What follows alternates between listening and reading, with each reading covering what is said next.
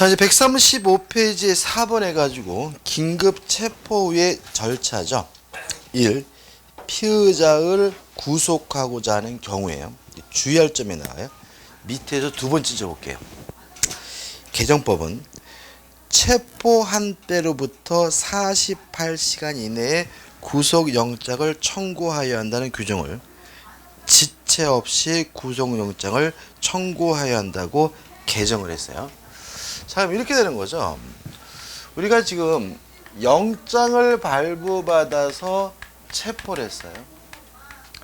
그러면 몇 시간 이내에? 48시간 이내에 뭘 청구해야 돼요? 구속영장을 청구해야 되는 거죠. 근데 영장 없이 긴급 체포를 했어요. 이런 경우에는 48시간이 아니라 뭐라고요? 지체 없이 구속영장을 청구해야 된다라고 뭐죠? 개정을 한 거죠. 그죠? 왜 그러냐면 우리가 영장을 얻어서 체포를 했다면 일정 기간 동안 뭐 할 수 있는 거예요? 감금할 수가 있는 거죠. 그러니까 어떻게 해요? 48시간의 시간적 여유를 두지만 긴급 체포의 경우에는 영장 없이 한 거니까 어떻게 해요? 지체 없이 해야 된다는 얘기죠. 그죠? 그럼 여기서 문제가 생깁니다. 이 지체 없이가 되게 추상적이잖아요.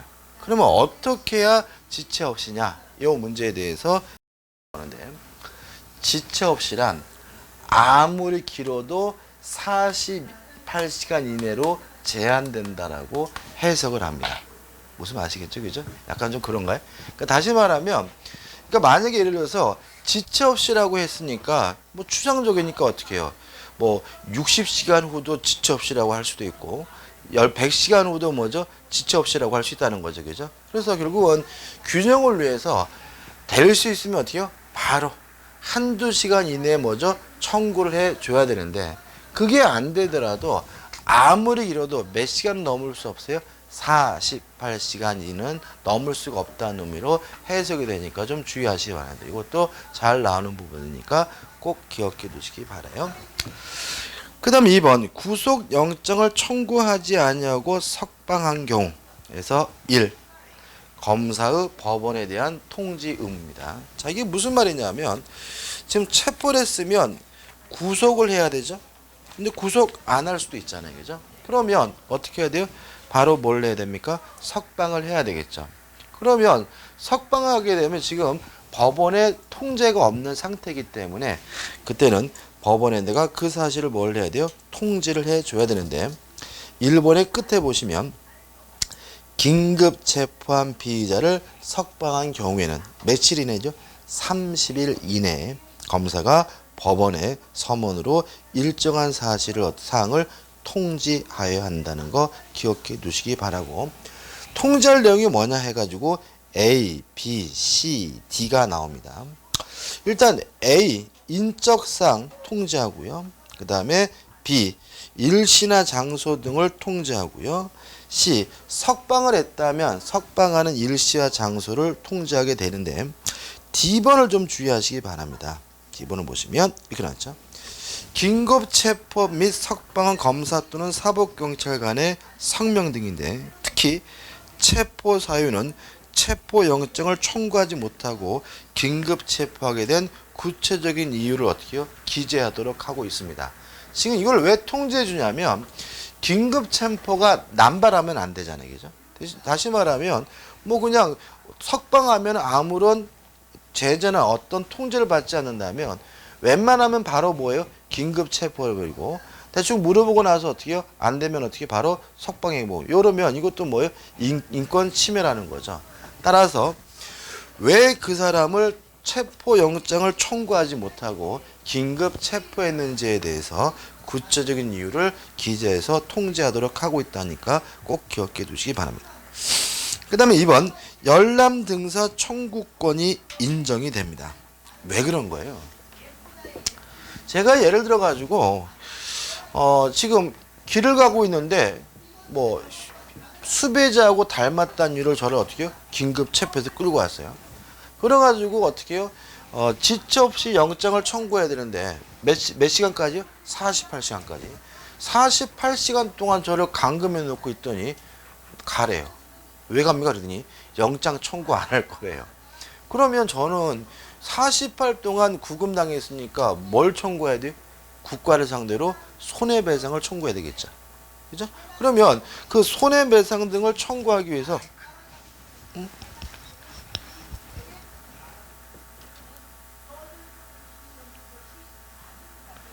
잠깐만요. 마이크 켜 있는데? 저기서 안 들리지? 잠시만요. 아, 이렇게 돼? 돼요? 아, 이렇게.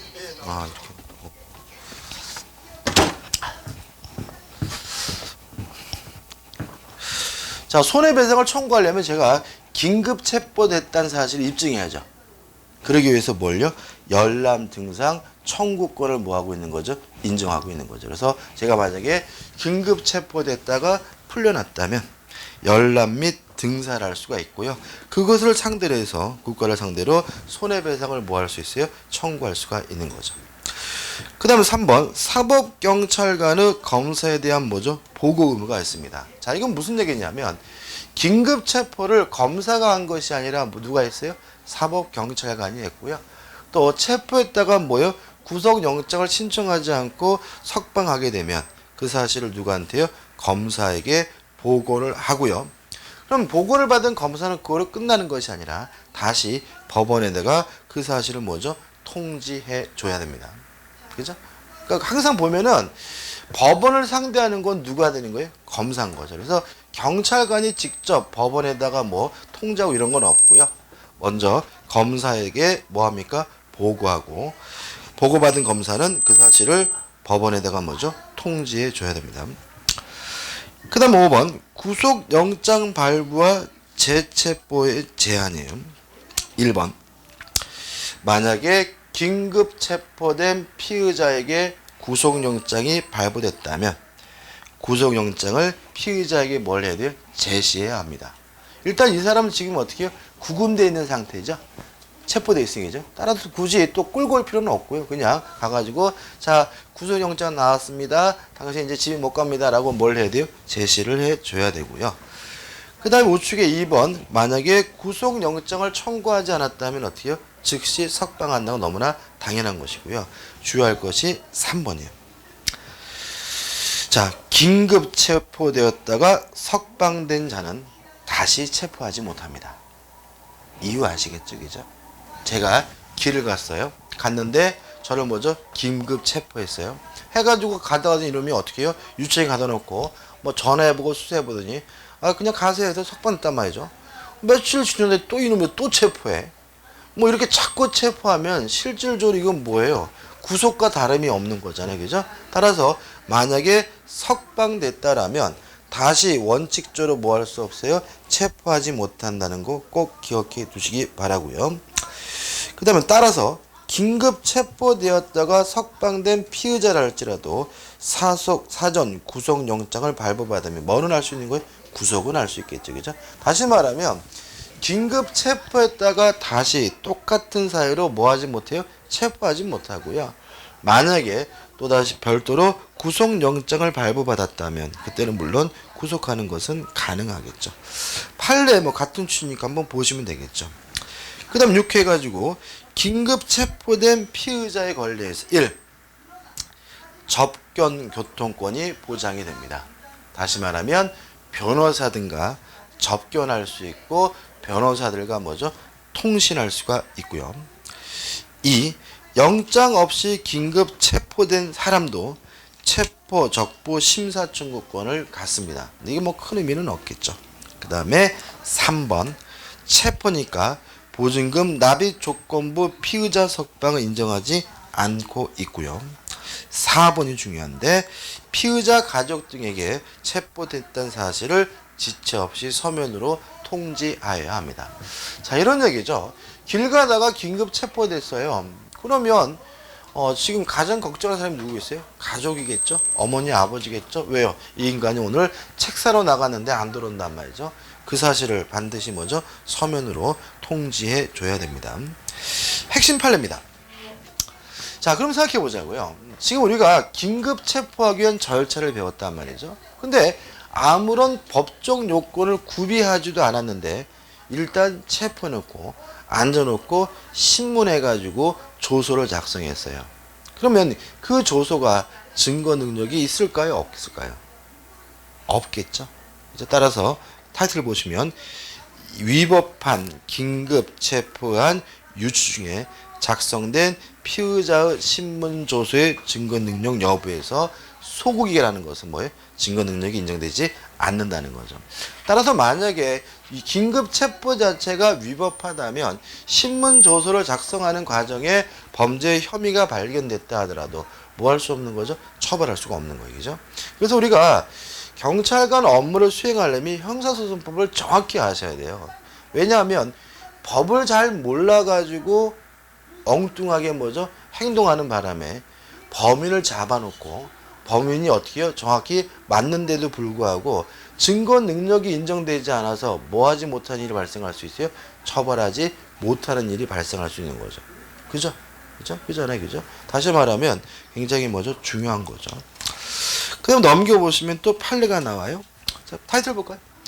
검사가 구속영장 청구 전에 대면 조사를 위하여 사법경찰관리에게 긴급 체포된 피의자를 인치를 명하는 것이 적법한 수사 지휘에 해당하는지 나와 있는데, 인치라는 말은 뭐냐면 옮겨 구속시키라는 얘기죠. 다시 말하면 지금 이 사람이 긴급 체포돼 가지고 어디 있냐면 경찰서에 있어요. 경찰서에 있는 상태인데 검사한테 연락이 왔어요. 그 사람 검찰청으로 뭐죠? 옮겨 구속시키래요. 그래가지고 요 인치를 명하는 것이 적법한 수사 진행인지 해가지고 나와 있는데, 한정 적극이라는 것은 중간에 나와 있는 내용인데, 일단 검사는 수사에 관한 뭐가 있어요? 지휘권이 있으니까 일단은 뭐예요? 합법적이긴 하다는 거죠. 다만 주의하실 건 이것은 원칙적으로 허용되는 것이 아니라 예외적으로 허용되는 거예요. 다시 말하면 경찰관의 수사 진행이 아무런 하자도 없고 아무런 문제도 없다면 아무리 검사를 하더라도 함부로 경찰관에게 검찰청으로 데려오라고 뭐 할 수는 없어요? 명령할 수는 없다는 거죠. 그래서 결론 부분 보시면 밑에서 하나, 둘, 셋, 넷, 다섯 번째 중간입니다. 예외적인 경우에 하나여 허용될 뿐 긴급 체포의 합당성이나 구속영장 청구에 필요한 서류를 보강하기 위한 목적으로 실시되어서는 아니 된다.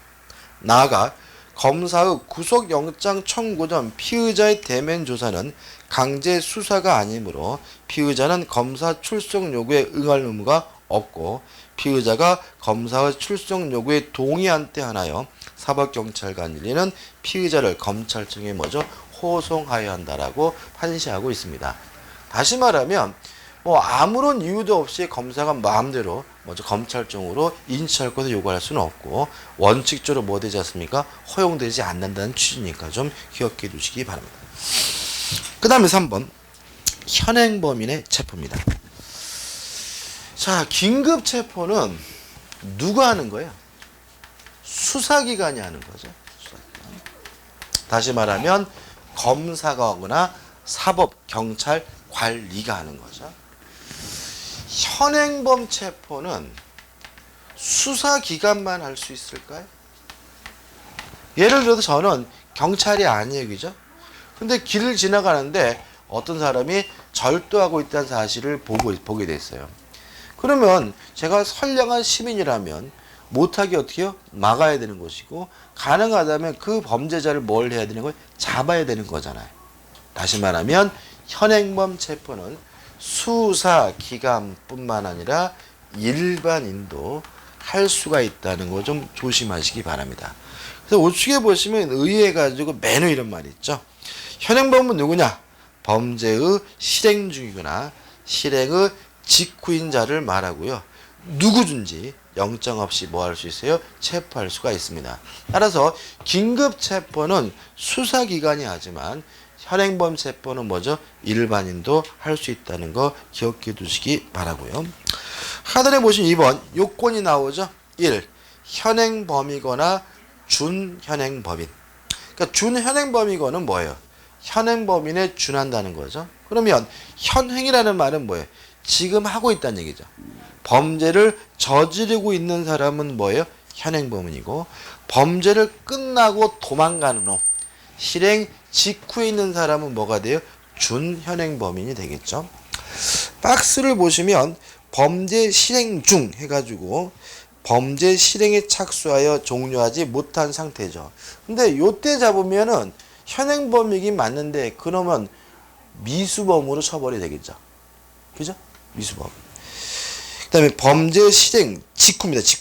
직후. 끝마친 순간이나 아니면 아주 접착된 시간적 단계를 의미합니다. 다시 말하면 끝낸 사람을 말하겠죠.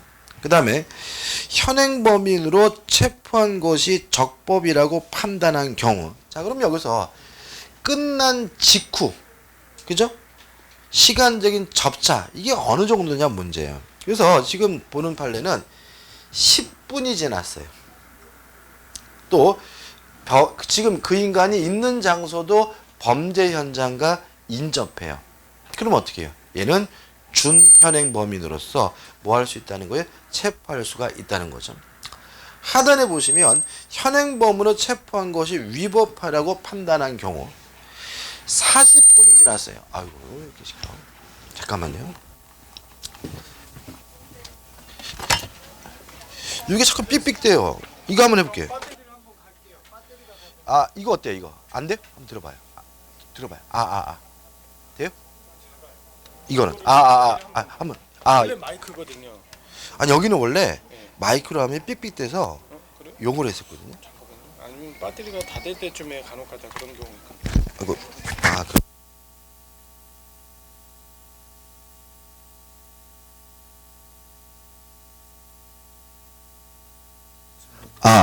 돼요? 한번 들어봐요. 잘 돼요? 네. 배터리가 없었네. 잘 되죠?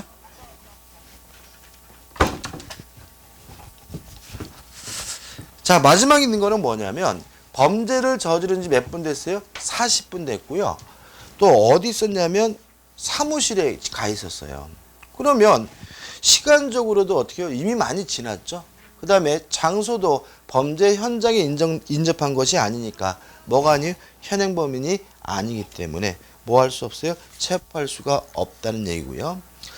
그 다음 맨 밑에 보시면 싸움이 났어요. 싸움이 나가지고 어떻게 해요? 막 지금 싸움하고 있단 말이죠.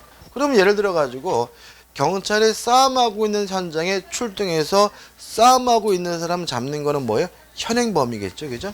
근데 싸움이 다 끝났어요. 끝나가지고 이제는 어떻게 해요? 악수하고 그죠? 미안하다 어쩌고 이런 경우라면 굳이 뭐 할 필요 없는 거예요? 체포할 필요가 없는 거거든요. 따라서 싸움이 이미 끝난 후에 체포하는 것은 현행범 체포가 아니라는 판례고요. 그냥 넘겨보시면 음주운전이거든요. 최근에 가장 문제되는 게 뭐죠? 음주운전이죠. 일단 음주운전을 하긴 했는데 몇 분이 지났냐면 40분이 경과됐어요. 그럼 이것도 뭐가 아니에요? 현행범이 아니란 얘기겠죠. 그 다음에 세 번째 판례는 자, 지금 이게 싸움이 났습니다. 그죠? 싸움이 붙어가지고 보시면 4~5차례 치고 그 배를 발로 차고 멱살로 그를 인근 파출소에 끌고 갔어요. 그래서 폭행을 한 거죠. 그죠? 근데 문제는 뭐냐면 이것이 현행범이냐 요 문제인데 우리 판례 뭐죠? 현행범인은 아니라는 것이 판례 입장입니다. 그죠? 자, 이런 얘기입니다. 폭행을 저질렀어요.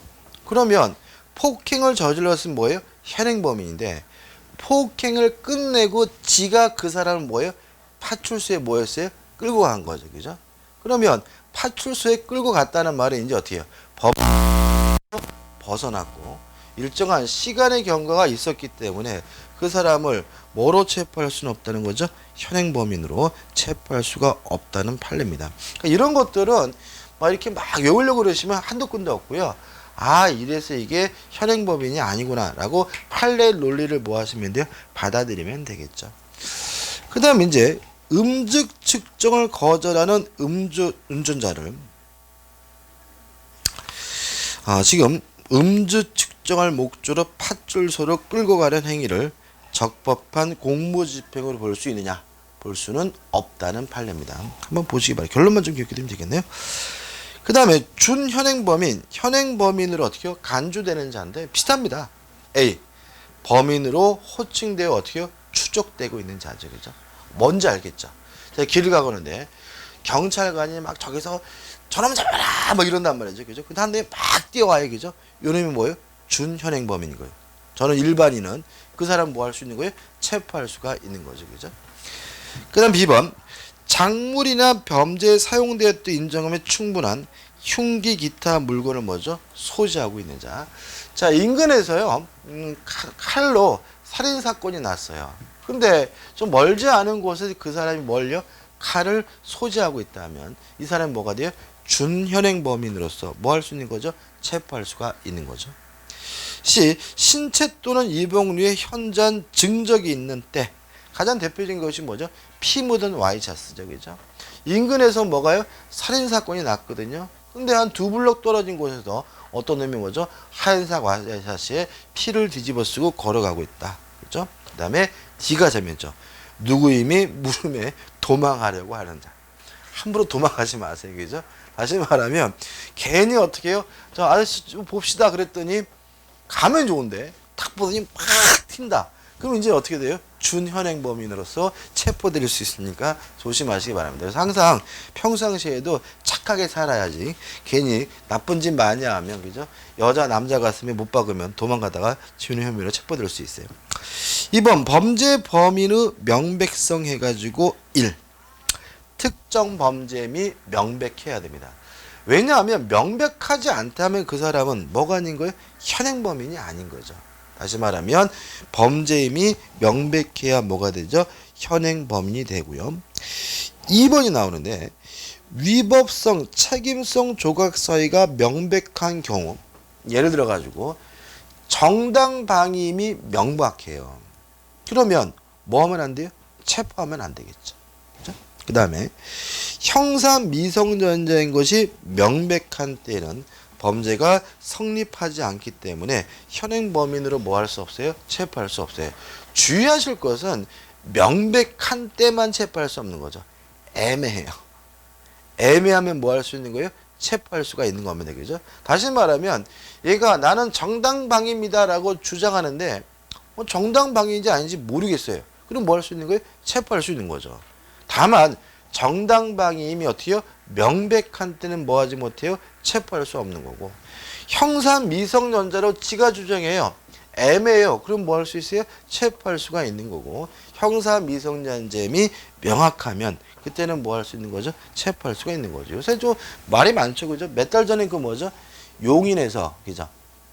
벽돌 던져가지고 밑에 있는 아줌마 뭐죠? 맞아서 돌아가시는데 그 벽돌 던진 아이들이 뭐죠? 형사 미성년자에서 뭐 하지 못해요? 처벌하지 못한다. 그죠?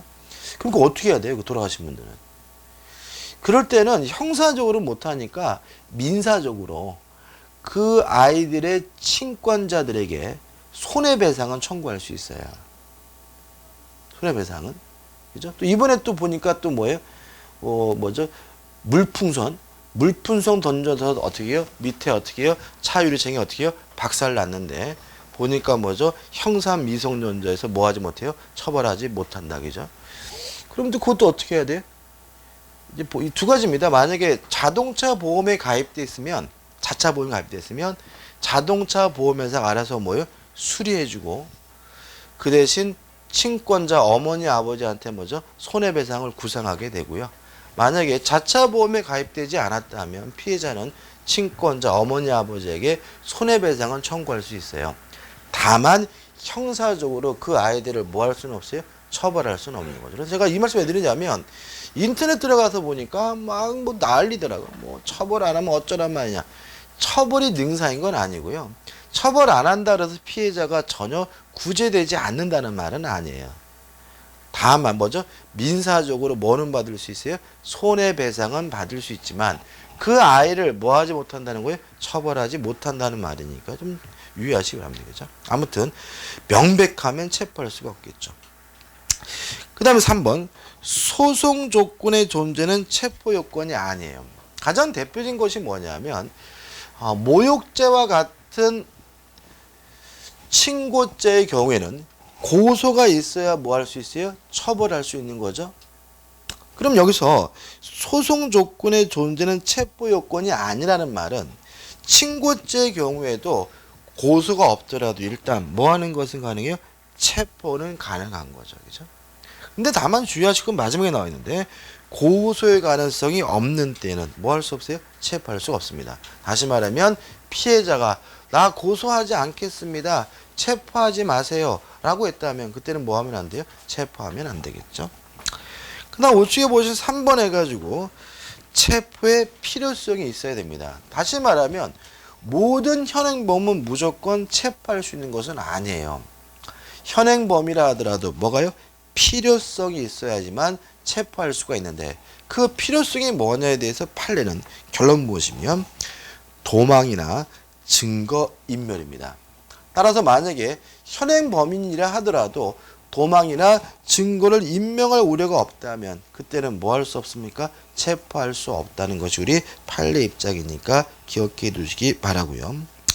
그럼 4번 비례성의 원칙 해가지고 경미한 범죄인 경우에는 함부로 뭐 하지 못해요? 체포할 수는 없는 거죠. 따라서 50만 원 이하의 벌금에 해당하는 범죄라면 특별히 범인의 주거가 분명하지 않은 경우에만 현행범이라는 이유로 체포할 수 있다는 거 기억해 두시기 바랍니다. 그 다음에 이제 판례가 나오는데 첫 번째, 두 번째 판례는 체포의 필요성에 관한 판례니까 한번 일반적인 내용이니까 한번 읽어보시기 바라고요. 그 다음에 세 번째 판례는 뭐냐면 불신검문입니다. 이게 뭐냐면 이런 거죠. 한번 볼게요. 피고인은 경찰관의 불실 검문에 응하여 이미 운전면허증을 교부한 상태이고 경찰관뿐만 아니라 인근 주민도 욕설을 직접 들었으므로 피고인 도망하거나 증거를 인멸할 음료가 있다고 보기는 어렵고까지 끊어볼게요. 자, 이런 거죠. 잠깐 좀 신분 좀 하겠습니다. 그래서 멈춰가지고 신분증 주소를 이 자식이 막 경찰관한테 막 욕하고 막 대드는 거죠. 그죠? 욕하고 대들면 일단 현행범인으로서 체포할 수 있느냐 요 문제인 거예요. 그죠? 그죠? 욕하고 덤비면 뭐죠? 모욕죄 내지는 뭐죠? 공무집행 방해죄가 될 수 있는 거잖아요. 그죠? 요 문제에 대해서 규정에 나와 있는 것처럼 일반 주민들도 다 그것을 어떻게 해요? 들었어요. 그러니까 증거가 명확하니까 그 증거를 뭐 할 수가 없어요? 인멸할 수도 없는 거고요. 그뿐만 아니라 피고인이 도망한다고 보기도 어렵다면 그때는 현행범인으로서 뭐 할 수 없다는 거죠? 체포할 수가 없다는 거죠. 그죠? 따라서 만약에 그런데도 불구하고 체포하면 그 사람은 뭐 하지 못해요? 처벌하지 못해요. 마지막에 보시면 피고인에 대한 상해 및 공무집행 방해의 공소 사실을 무죄로 인정한 원심 판단은 뭐죠? 정당합니다. 그러면 당한 경찰관은 얼마나 억울하겠어요. 그죠? 이 그자순 놈이 어떻게 해요? 불신 검문에 나를 막 때리고 욕해서 어떻게 해요? 잡았더니 그 현행범 체포가 어떻게 해요? 적법하지 않다는 이유로 그 사람을 어떻게 해요? 무죄로 뭐예요? 석방해야 된다는 거죠. 우리 판례니까 좀 억울하긴 하지만 항상 어떻게 해요? 절차적 적정성도 구비된다는 거 좀 조심하시기 바랍니다. 그 다음 3번 현행범인의 체포 절차의 1. 주체 아무나 할 수 있다. 그죠? 아무나. 그죠? 넘겨보시면 2. 고지 의무해가지고 뭐 범죄 사실 등이나 변호인을 선임할 수 있으면 어떻게 해요? 고지해 줘야 되는데 주의하실 것은 이러한 고지 의무는 누구한테만 있어요? 사법경찰관에만 있는 거죠. 다시 말하면 일반인이 현행범인을 체포할 때까지 당신은 변호사로부터 조력받을 권리 이거 말할 수는 없는 거잖아요. 그죠? 다시 말하면 고지할 의무는 누구한테만요? 사법경찰관에만 부여됩니다. 핵심 판례 그런 취지고요. 그 다음 하단에 보시면 3. 실력 행사 할 수 있습니다. 저항한다면 팔을 꺾고 실력 행사할 수가 있고요. 다만 상당한 범위에서 인정이 되는 거죠. 예를 들어 가지고 도망가려고 하는 사람을 몽둥이로 좁힐 수는 없습니다. 그죠? 4번 현행범인의 체포 압수수색 검색에서 1번 체포 목적에 수색해가지고. 자, 아까 우리가 긴급 체포하거나 영장에 의한 체포의 경우에는 범인을 체포하기 위해서 주거에 들어갈 수 있었죠. 뭐 없이도요? 영장 없이도. 마찬가지로 검사나 사법경찰관이 현행 범인을 체포하고자 할 때는 영장 없이도 주거에 뭐 할 수 있어요? 들어갈 수 있어요. 일반인은 안 된다. 누구는 안 돼요? 일반인은. 그죠? 다시 말하면 제가 범죄 현장을 목격했고요. 갑자기 정의감이 발동해가지고 그놈을 추적 중이에요. 추적해서 잡으면 뭐예요? 현행범 체포인데 이놈이 어떻게 해요? 이상한 아파트로 쏙 들어가 버렸어요. 이랬을 때 저는 영장 없이 그 일반인의 다른 사람의 주거를 뭐 할 수는 없어요? 들어갈 수는 없는 거죠. 그때는 어떻게 해요? 112에 신고해서 경찰관이 와서 법정 절차에 따라서 뭘 해야 되는 거죠? 체포해야 되는 거죠. 이번 체포 현장에서 압수수색 검증해가지고 사법경찰관인 검사는 물론 압수수색 검증하는 것이 가능하겠지만 일반인에게는 뭐가요? 압수수색 검증이 허용되지 않습니다. 그죠? 다시 말하면 범인을 잡았으면 잡는 것으로 좋게 해야 되는 거죠. 그 다음 우측에 체포의 절차가 나옵니다. 1. 현행 범인의 인도. 만약에 일반인이 체포했다면 검사나 경찰관리에게 인도하여야 하고요. 2. 구속영장의 청구 48시간 이내에 구속영장을 청구해야 합니다.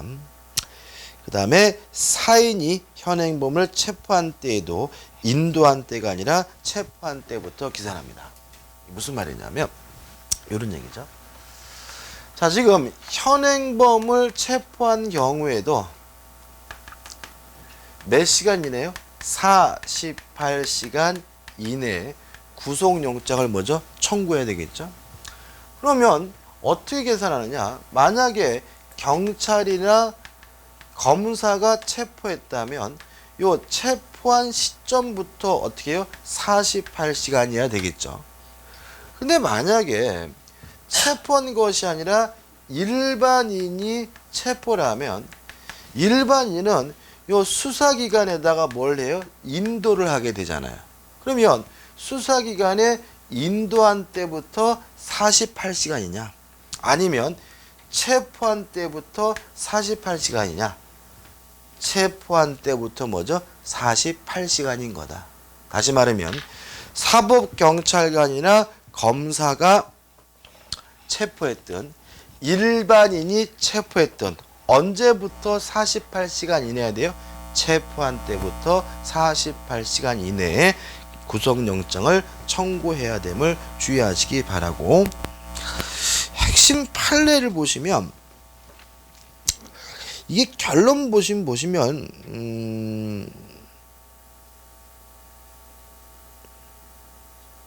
잠깐만요.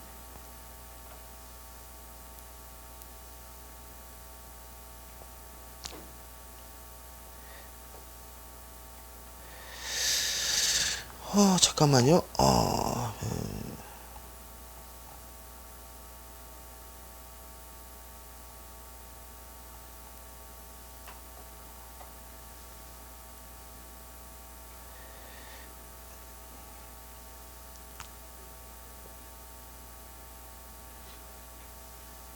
이거 좀 잠깐만요. 이거 좀 제가 좀 확인해 봐야 되겠는데. 제가 이 부분은요, 제가 확인해보고 다음 주에 다시 한번 말씀드릴게요.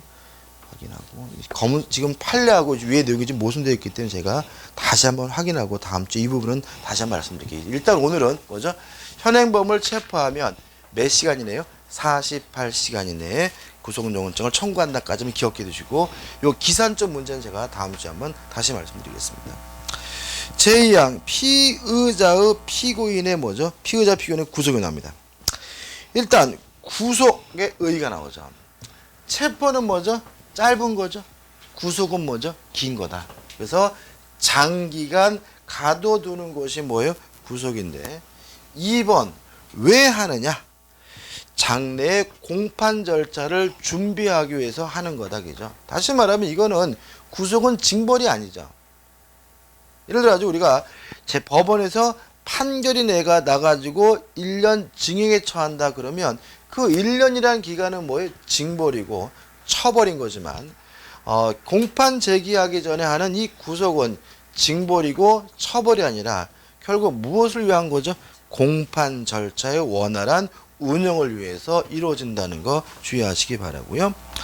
넘겨보시면 2번 피의자의 구속과 피고인의 구속이 나와 있죠. 뭐 똑같습니다. 그러니까 뭐 의미는 뭐예요?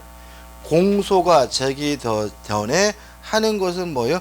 피의자의 구속이고 공소가 제기된 후에 하는 것은 뭐예요? 피고인의 구속이죠. 한번 보시고 3번 구인과 구금이 나와 있는데 일단 구속은 구인과 구금을 뭐죠? 포함합니다. 구인이라는 말은 뭐냐면 사람을 데려온다는 얘기고요. 구금한다는 말은 뭐예요? 사람을 가다 둔다는 얘기죠. 그럼 예를 들어 가지고 법원에서 구속영장을 발부받았어요. 그러면 구속영장을 집행하려면 그 사람을 어떻게 해요? 데려와야 되겠죠. 구인이고 데려온 사람은 어떻게 해요? 가다 줘야 되겠죠. 구금이잖아요. 따라서 구속이라는 개념 속에는 구인과 구금을 포함하게 됨을 주의하시기 바라고요. 하단에 이 구금은 피고인 또는 피의자를 교소소 또는 구치소에 감금하는 처분이나 구금은 미결구금을 의미한다. 이렇게 나와 있는데 미결구금이란 말은 뭐냐면 아직 판결이 되기 전이란 뜻이에요. 보통 우리가 교도소 가면은 복장이 두 가지예요. 빨간색, 주황색이 있는 것도 두 가지가 있는데 차이점이 뭐냐면 색을 두는 이유는 뭐냐면 판결이 다 끝나가지고 징벌의 형태로서 구속되어 있는 사람이 있고요. 아직 재판이 끝나지 않은 상태로 구금되어 있는 사람이 있는데 그 사람 우리가 뭐죠? 미결구금이라고 하는 거죠. 그래서 우리가 지금 하고 있는 구속은 어떤 겁니까? 재판이 끝나기 전에 미결구금을 의미하는 것이죠. 4번 체포와 구속의 차이점이 나오는데 이런 박스는 언제 쓰는 거냐면 다 공부하시고 정리할 때 쓰는 거겠죠. 우리는 아직 지금 구속에 대해서 완전히 끝나지 않았기 때문에 박스를 보기가 좀 어렵죠. 구속까지 다 보고 한번 보시기 바라고 넘겨보시면 이제 뭐가 나오죠? 구속의 요건이 나옵니다. 1. 범죄 혐의의 상당성. 자, 피의자를 구속하려면 그 사람에게 뭐가 있어야 되는 거예요? 범죄 혐의가 있어야 되겠죠. 다만 주의하실 것은 이러한 범죄 혐의는 단순히 주관적인 것만으로는 부족하고 뭐 해야 돼요? 객관적이어야 하는 거죠. 그 다음에 뒷부분 보시면 사소송 장애가 있는 경우에는 구속할 수가 없다. 무슨 말이에요? 지금 이 사람이 범죄 혐의가 인정되더라도 뭐 할 수 없어요? 재판을 할 수 없는 사람이라면 뭐 할 수 없는 거죠? 구금할 수가 없는 거죠. 구속할 수가 없는 거예요. 예를 들어 가지고 간통을 저질렀음이 명백해요. 그렇다 하더라도 그 사람은 뭐 할 수 없는 거예요? 구속할 수는 없는 거예요. 왜요? 간통죄는 폐지됐기 때문에 간통죄에 대해서 뭐 할 수 없어요? 재판할 수가 없잖아요. 그죠? 또 친고죄인데 고소가 없었어요. 그러면 그 사람은 뭐 할 수 없어요? 처벌할 수가 없는 거니까 범죄 혐의가 명백하더라도 구속할 수는 없는 거죠. 아무튼 두 가지 합치면 범죄 혐의가 객관적으로 있고요. 그 다음에 소송에 대한 장애가 없는 경우에 구속할 수가 있는 거죠. 2번 구소 사유에서 1. 주거부정. 주거부정이 뭐예요? 사는 집이 뭐죠? 일정치 않다는 거죠. 그죠? 그래서 될 수 있으면 한 곳에서 사시는 게 좋아요. 여러 곳에서 막 옮겨 다니 사시면 주거부정해가지고 뭐죠?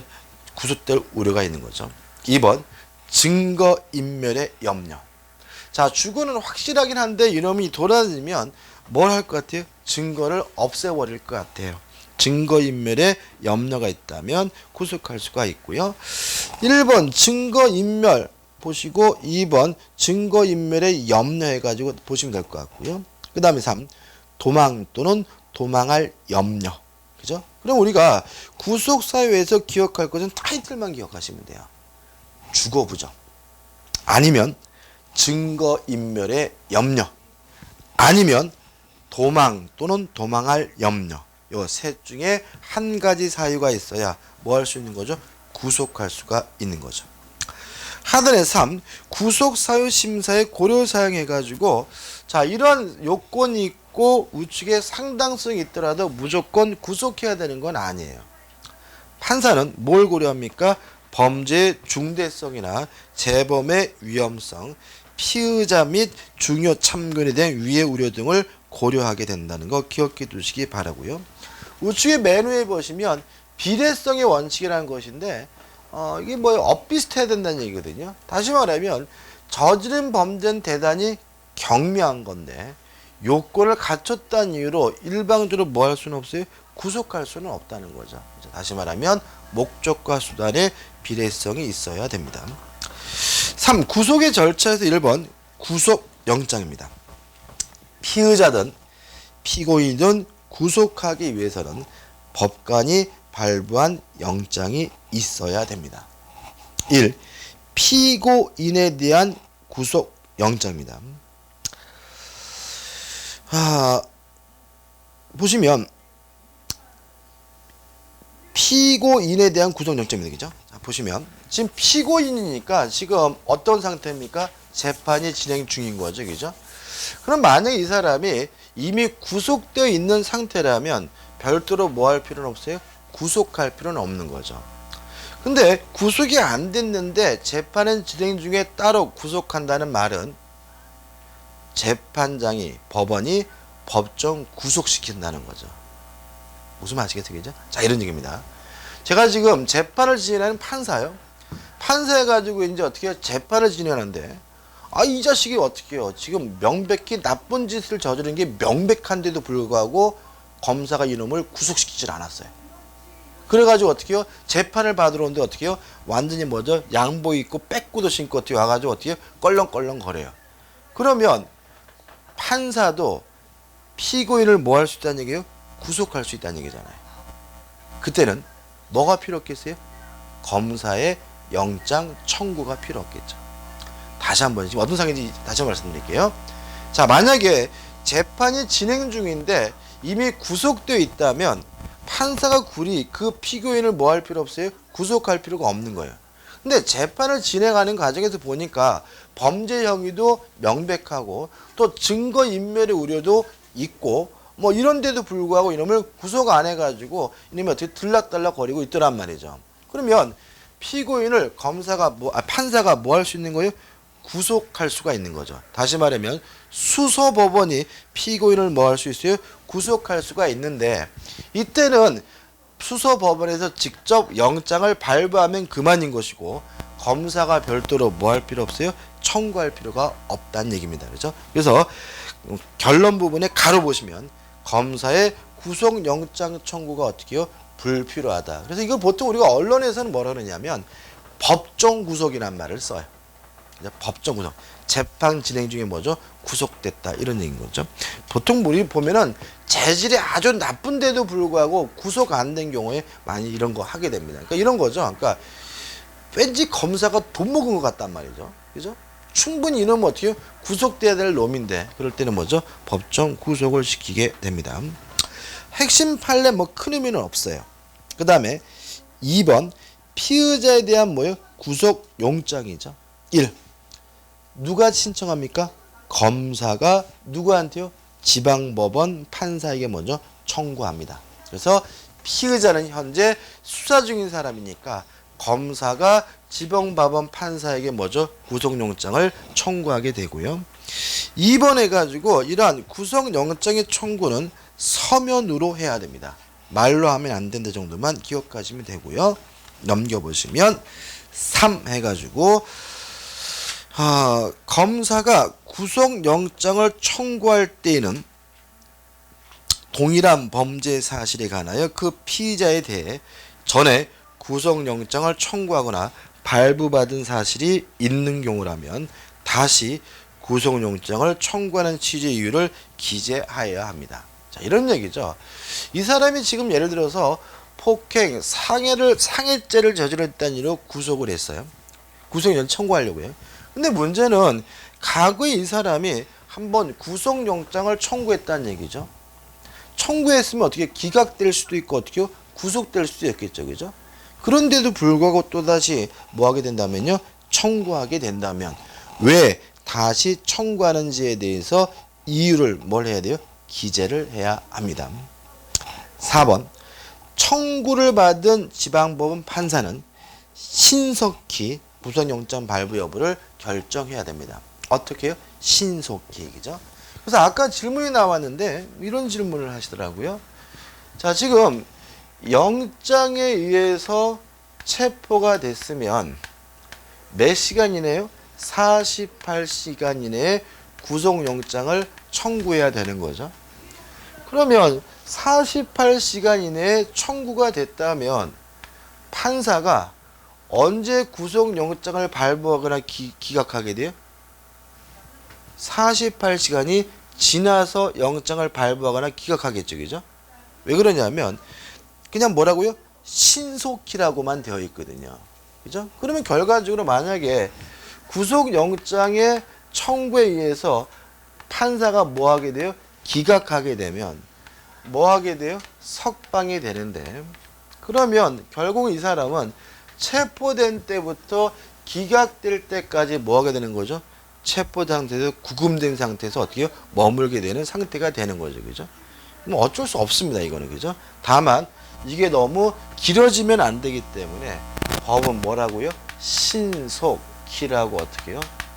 대안을 두고 있는 거죠. 왜냐하면 이것이 길어지게 되면 구금 기간이 너무 어떻게 해요? 많이 흘러갈 수 있기 때문에 그런 겁니다. 신속히 발부 여부를 뭐죠? 결정해야 됩니다. 그 다음에 4번의 끝부분 보시면 기각한 결정에 대하여는 항고나 재항고가 허용되지 않습니다. 다시 말하면 원칙적으로 뭐 하잖아요? 불복할 수가 없어요.